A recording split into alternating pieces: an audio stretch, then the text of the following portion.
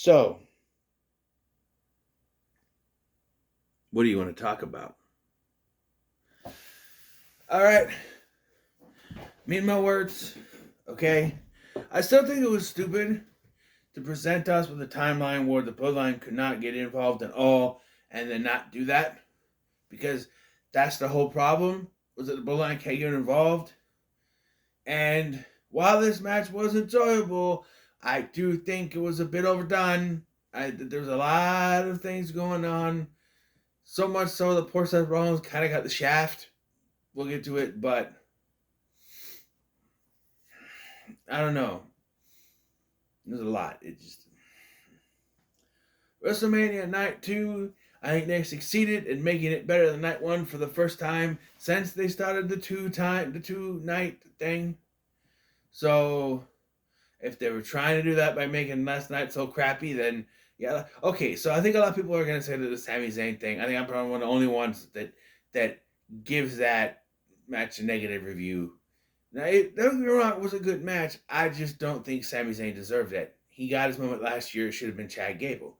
And the main event from last night, as entertaining as it was, made no sense because it was supposed to be a regular tag match, and they decided to throw those rules out, right?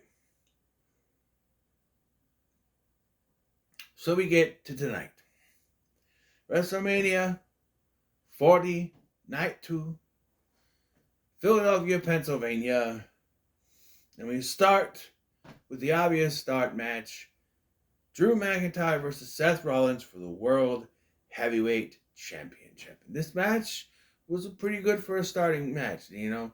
Right away, Drew McIntyre just hits a claim or anything. It's over right already. It's Daniel Bryan again. Oh my God, no. That's not over. No. By the way, CM Punk was at commentary, and I'll hand it. So I was kind of right though. Punk did kind of cost Drew McIntyre the title, but not in the way I thought. So he has no love lost for either of them, but you know, yeah, he's doing commentary with Michael Cole and Corey Graves and Pat McAfee, and you know he's fine. There's no oh my diet soda like before, but it's you know he's you know but um but yeah, McIntyre wins the world heavyweight title in front of a crowd. People keep saying he needs his moment in front of the crowd, he needs his moment in front of the crowd, and I'm saying he's a heel. They don't get that. He's a heel, right? But clearly he was enjoying this moment. You can see it from his face. And then he decided to take one step too far and keep running his mouth. He kept running his mouth. What happens when you run your mouth? It's not good. Not good. It's not good. It's after he beat Rollins. Rollins put him and said, "You deserved it." Then it didn't last long. Because Drew McIntyre, he goes over, he starts running his mouth to CM Punk. And then CM Punk had to reveal, hey, guess what? My arm's fine now. And he beats him with that thing, you know. And then out comes Damian Priest with the briefcase. He finally cashes in, which I'm going to say that it's sort of a prediction of mine because I said in my card that I did, I had Damian versus Seth, and Damian winning the world title. So it kind of fits with that, but you know, it just he won, and they're all celebrating together that he and Rhea are the only ones with titles now. They say so, yeah. And I was like, okay, you guys lost the tag titles. You're both out of the group. And I'm like, wait a minute, no, Damian Priest was part of that, so never mind. Was one of the tag holders. So yeah, but decent startup match, and yeah, and you know Seth Rollins was selling the injuries from last night, despite the fact that no one else from that match was. Cody was selling stuff, but it was from his match. Same with Roman. Seth must have got the worst, I guess. He did get kind of blasted towards the end of that though. So yeah, decent start tonight too. Then we got the Philly Street Fight, which was a match. It happened. This is where they started to put all the gimmicks in. You had Snoop Dogg on commentary. And Stu Dog obviously doesn't know anything about wrestling because he's sitting there. At one point, take out a table and he's like, "Oh, set up a picnic table. All right, all right." I'm like, "Picnic table? What the hell are you talking about?" And also during this match, there's a spot where they go to get the table and it breaks before they can set it up. Special guest referee was Bubba Ray Dudley, and there's your Attitude Era star that was rumored. But yeah, because they're in Philadelphia, I'm gonna complain about this now. You're doing 40 years of WrestleMania, and Hulk Hogan is nowhere on the show. Nowhere. Nothing. Nada. He didn't even induct Muhammad Ali. Had Undertaker do it for some reason. He's nowhere. Why? What? Why? Like, it's also 40 years of Hulkamania. You understand? Hogan was in the main event of that. He's one of the only ones that are still alive. Him and Mr. T, right? So, Mr. T's still alive, right? Did he die? No, he's still. But, maybe Hogan couldn't make it. I don't know. But I don't know, he kind of disappointing. The Hogan brother, But yeah, so I've seen that Bobby Lashley Street Profits be called the Pride in places when it being announced. But then when they come out to the ring, they're announced as just Bobby Lashley and the Street Profits. There was a spot where B-Fab and Scarlett just started going nuts, attacking each other. They went through a table, which was pretty cool. But yeah, Bobby Lashley and Street Profits won, which was not my pick, but I don't know. I don't know. Honestly, I could pick either one, and I would have been fine, I think. But I don't know. I don't know. Yeah. Then we had the triple threat. No, we don't. I'm reading it wrong. We had LA Knight and AJ Styles. Yeah. In a match that I didn't want. I didn't care to see. Thought that it was a waste of time with this match because I felt like LA Knight needed to be in the U.S. title match, not in some throwaway feud with AJ Styles. And, well, I still think it was pointless, but sorry, eyelashes and stuff. But it was a pretty entertaining match. There were points where I actually thought AJ was going to win. But how many times do you have to go for the goddamn phenomenal forearm? It's like every time he tries to hit a move on him, he goes up to them. Well, come on. Towards the end of the match, at least. Every time towards the end of the match, when he's going to do something, he hits him, knocks him down, goes up for the thing again. And it's usually reversed. It's like Ric Flair going to the top rope, I guess. But LA Knight won, which was the right choice. By the way, this match was sponsored by Slim Jims. Because of course it was. By the way, next we have Logan Paul versus Kevin Owens versus Randy Orton in a triple threat match for the United States Championship. Can you guess what this match is sponsored by? Burger King.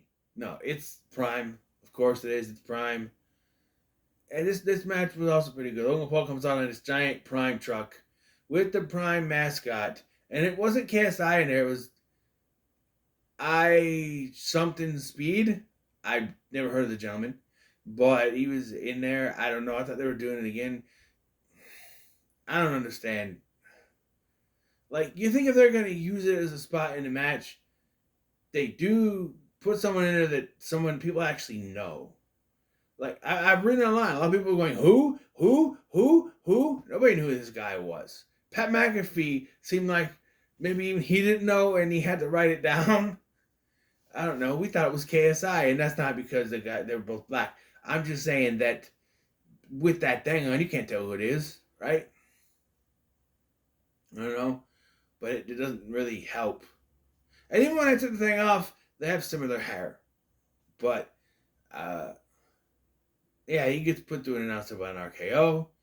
And, they're using the brass knucks legally. Yeah, this match, despite being a triple threat match, they barely use any weapons. They just, I don't know. Just the brass knucks. Logan Paul wins with a froggy splash to Kevin Owens. So, I didn't think that the guy who's sponsoring the show was going to lose, but everyone else was saying, oh, he's got to lose, he sucks, he's going to lose. No. No. Next, we get Io Sky versus Bayley in a match that was it's okay. It was okay. Uh, so, now, correct me if I'm wrong, please do. But there was a whole thing about Bayley wanting Paramore to play her to the ring. Supposedly, she got okay to play a song. I don't know if they played that, though. A song. I don't know. Sorry. I don't know. But Bayley comes out, and Io Sky comes out, and no damage control at ringside, which is confusing because that's what this has all been about. Is that Bayley has no. The whole thing is about they're all against Bayley. Bayley has no allies, and yet no one from Damage Control helps out Io. It's kind of confusing, but of course Bayley won. She deserved it. She deserved to win this. She has been too long without a championship belt. So I think since Sasha Banks was still around, right? By the way, in the clip show they did show Sasha Banks. So, or maybe that was the song that was playing in the clip show. Was that what it was? Maybe I heard it. The hype package. Maybe that's what it was. And I didn't think about that. I thought it was like she play it before her theme song plays. I don't know, but yeah. Yeah, it was a decent match. And now we got the Light Cucamonga Chimichanga match. Oh no, wait. First we have to have. Oh yeah. By the way, I forgot to mention that last night Triple H started off. So it went opening promo package, national anthem, Triple H coming out and just saying, "Welcome to WrestleMania." And then we had the first match. Tonight, we did a similar. We had the opening promo package, followed by God Bless America, which is a song I was trying to figure out if I'd heard it or not, but the people singing it went so high in the octave, went so far in the singing. God bless America. I can't try to figure out the tone because when people go way out of range, go way out and kind of skew from what the song is supposed to sound like, I don't know what the song's supposed to sound like. So I have no idea what the song was, being American myself. I don't know. Sorry. But yeah, and then so we got entrances, we got things in between.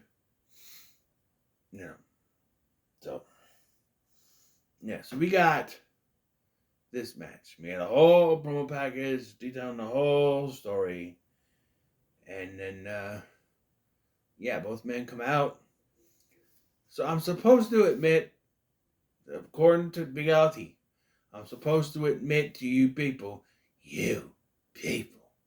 that I was wrong about the main event from last night. So I'm here to tell you that I am not going to do that because I still think I'm half right about it. First of all, last night's match was kooky enough with all of it's a regular tag match, but yet they're doing everything like it's Bloodline rules anyway. So why do we need another one tonight? I'll admit tonight's match was pretty good, but still, there was so much bullshit last night that it just sort of carried over. And I have a big complaint because if they were, instead of choreographing stuff, and they were being more realistic with what would happen, this match would be over in like 5-10 minutes. Because with Bloodline rules, anything goes.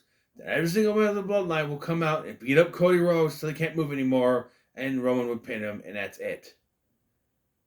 I'm telling you, like, for 3/4 of the match, no one interferes. It's just them allowed to hit each other with moves. It's not till it's time to go to the home stretch that everybody starts to come out and that's what poor Seth Rollins gets like kind of the shaft here. We'll get to it, but like, yeah, it's a decent match between the two.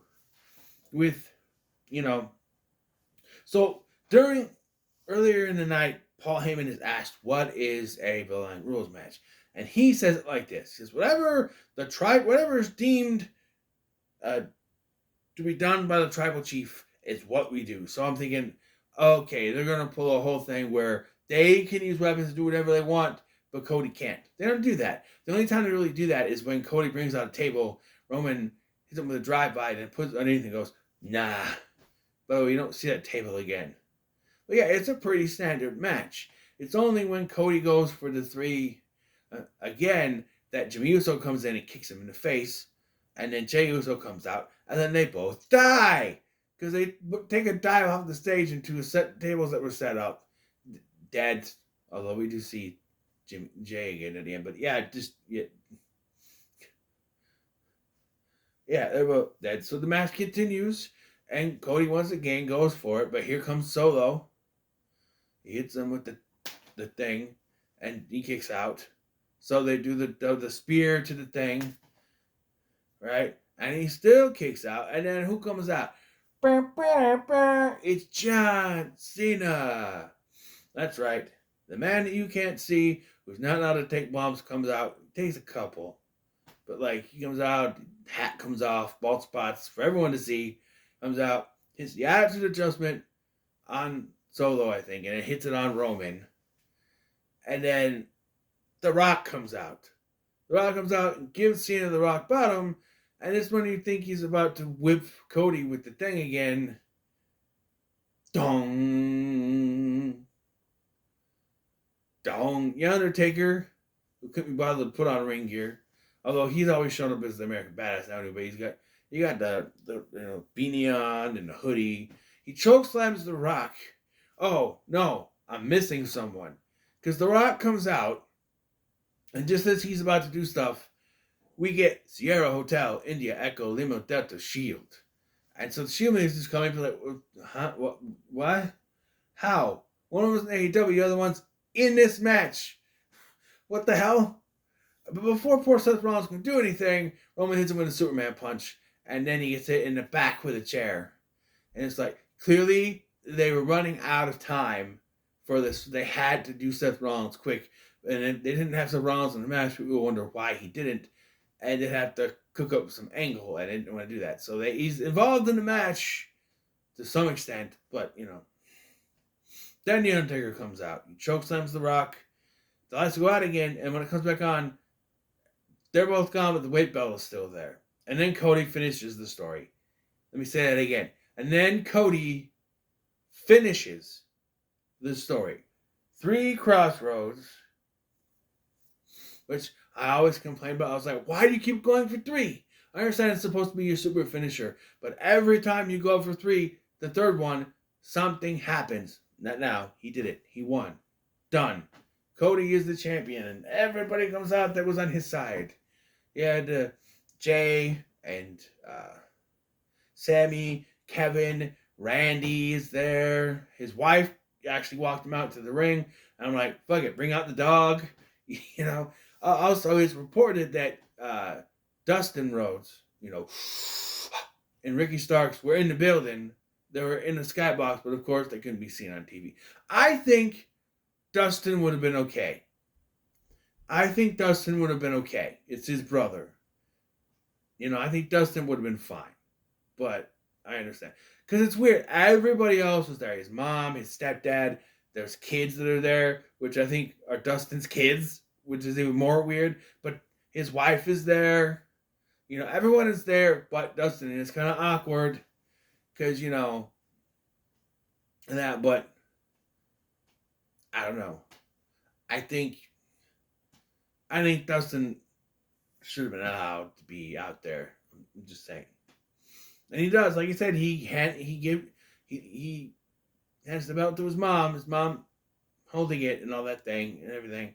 And Seth Rollins is out there still selling the injuries, by the way. He might be legitimately injured at one point, like Jay is trying to, or Kevin Owens is trying to help him out around the ring. It's like either he's really selling it really well, like he's like, oh, I still got to sell this, even though Jay's not selling him and Jimmy dying while jumping off the thing. He's fine. He's out there like, hey, come on, Oos, come on, Oos. He's not selling anything, right? But I don't know. I digest. Uh, yeah, this was well done. He brings out Bruce Pritchard. Bruce Pritchard, I love you. No, I'm just kidding. He comes out, hugs him. Triple H comes out. They shake hands, and then they hug and everything. It's a new era, right? And apparently he's been saying that Roman Reigns is going to retire, I guess. They should have had Roman shake his hand. I know. Or at least Paul Heyman. You know? Because if Roman is leaving, what's Paul Heyman going to do now? I don't know. That was fun. I guess. It was a fun match. I'll give it that. I'll tell you what, it wasn't as overdone and overproduced as I thought it was going to be. Because, like I said, if we're thinking of it logically, the Bloodline should have been in there right away just whipping his ass from the beginning. All of them. The Rock, Solo, Jimmy, all of them should have been in there with Roman beating his ass from the get-go. But because this is produced as a regular match, it's produced as a match, we gotta set up spots and not just do that. So we don't have normal human thinking logic in a match like this. We gotta choreograph stuff. So I understand that. But it just, I'm sitting here watching this and I'm like, why? There's Bloodline rules. Where's the Bloodline? I'm thinking, where's the Bloodline? And they wait till 3/4 of the match is done before anyone gets involved. It's, it's a little baffling, but I understand what they were doing. But, overall, it's well done. And hey, this guy doesn't have to stop watching the new stuff. So there you go. Because I would have been done. Telling you, I would have been done. So, yeah. So it's the right thing. As something that should have been done a year ago, but stuff. And this adds more to my theory that it was all Vince McMahon's fault that Cody didn't win last year. Because Vince McMahon is not involved in anything in his company anymore. He has nothing. They've been talking about it's a new era. They've been building it up. So clearly Vince McMahon had something to do. Because it's like if you remember, he wasn't involved with anything before that. And all of a sudden, Vince McMahon has arrived to watch over things. Like, oh. And then Cody lost. Like, oh. Watch over things. You want to make sure his champion. Because here's the thing. They wouldn't have made a second championship. It wouldn't have been needed if Cody won last year. And they pulled that second championship out of their ass. Right? It felt like they were trying to course correct after it. So it very much was not meant for Roman to retain in the lead up to last year. I guarantee it wasn't. And Vince saw what was going to happen and said, not on my watch, pal. But now he's gone. He's done. And you saw how bad it was last year when Cody wasn't champion because it got stale. The Bloodline stuff was stale. And now we have a new... We have... Yes, we had... Great fucking day. Yeah, so we have a new era and I'm looking forward to it, I guess. But there it is. I think I can say with confidence that night 2 was definitely better than night 1. Yes.